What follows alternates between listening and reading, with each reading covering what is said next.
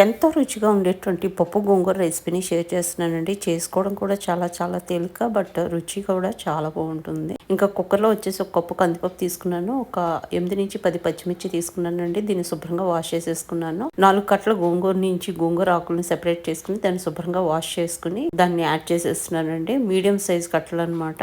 ఇంక ఇది యాడ్ చేసేసుకున్న తర్వాత దీంట్లో ఒక టీ స్పూన్ నిండా పసుపు యాడ్ చేసుకుంటున్నాను. అదేవిధంగా ఒక టేబుల్ స్పూన్ ఆయిల్ యాడ్ చేస్తున్నానండి. ఇక్కడ యాడ్ చేసి మొత్తం అంతా ఒకసారి మిక్స్ చేసుకున్నట్టు చేసుకుని దీంట్లో 1:3 రేషియోలో వాటర్ యాడ్ చేసేస్తామన్నమాట.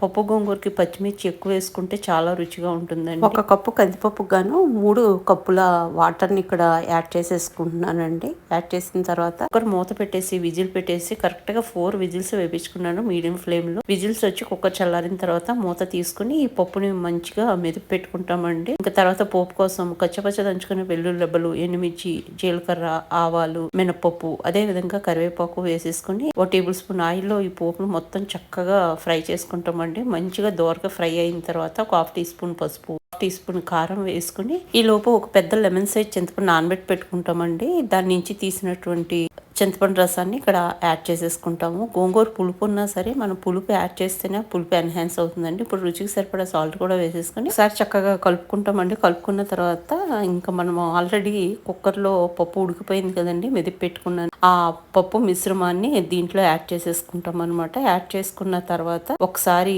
మొత్తం అంతా కలుపుకున్నట్టు చేసుకుంటాం. ఇంత మీన్ టైం ఆ కుక్కర్లోనే ఒక పావు గ్లాస్ వాటర్ వేసుకుని దానికి అంటుకున్నటువంటి పప్పు అదంతా తొలుపుకున్నట్టు చేసుకుని ఆ వాటర్ని కూడా యాడ్ చేసేసుకుని మొత్తం అంతా మిక్స్ చేసేసుకుని ఒక 3 నుంచి 5 నిమిషాల పాటు లో టు మీడియం ఫ్లేమ్ లో మనము దీన్ని మసలనిస్తామండి.